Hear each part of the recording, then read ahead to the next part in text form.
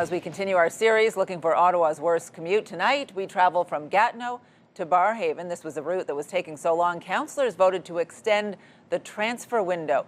Earlier this year, we tagged along on one person's afternoon commute to get a real-time snapshot, starting at Place du Portage in Gatineau, where we hopped on the number 13 bus to Tunney's Pasture. From there, it's another bus to Fallowfield Station. CTV's Tyler Fleming rode the bus and joins us in studio now with more on this. Tyler. Yeah, Patricia, this trip looks simple on paper. 2 buses, no trains. But many say if the first bus is late, the whole trip can unravel. I joined one commuter on her weekday journey home. Here's a look at how it went. It says 0 minutes. No bus yet, but no surprise. It's a disaster most of the days. Christine Solomon says the commute home from Gatineau to Barrhaven is a route plagued with delays. It took me over 2 hours to get home that first day back after the holiday break. It seems like a simple 2-bus trip.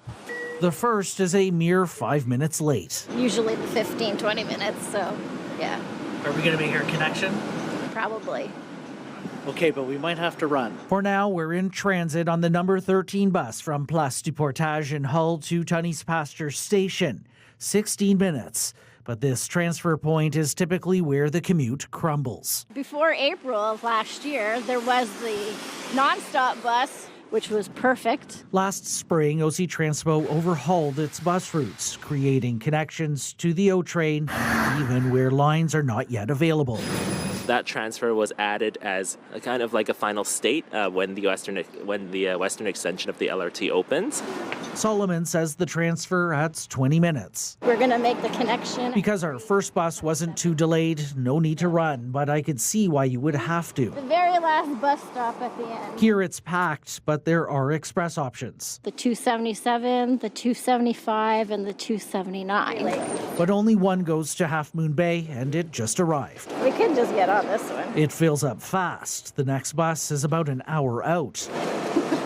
We aren't alone. We'll wait. It was too full. 300 people on it. You go to Half Moon Bay.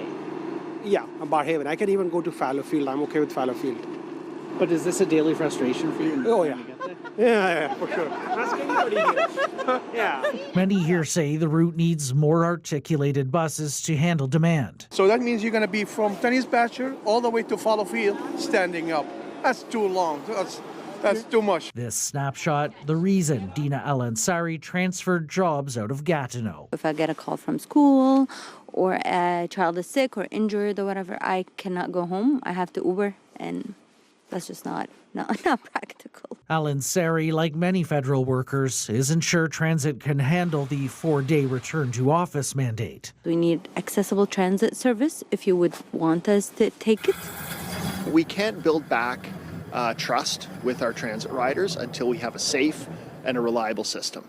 And clearly right now, with the bus shortage and with the spalling issue, there are technical concerns. Look at this, 277. Look how many people are now waiting for that. We get a seat. The ride from Tunney's to Fallowfield, 27 minutes, about an hour total.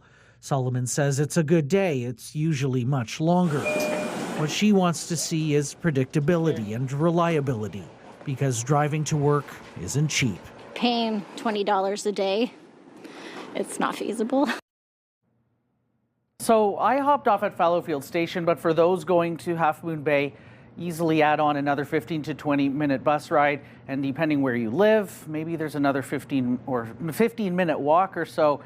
That's if the bus shows up on time. Many Barrhaven residents with cars say they just drive to Fallowfield Station instead, because the extra time just isn't worth the hassle. Patricia. We talked about this on radio, Tyler, and an Uber driver texted in and said he often picks people up at Fallowfield to get them to Half Moon Bay. Yep. All right, thank you very much, Tyler Fleming, live for us tonight. And we are still collecting your stories of Ottawa's worst commute. Many of you have described journeys that take 90 minutes, 2 hours, even longer. We have a list of those stories on our website. You can check them out, ctvnewsottawa.ca.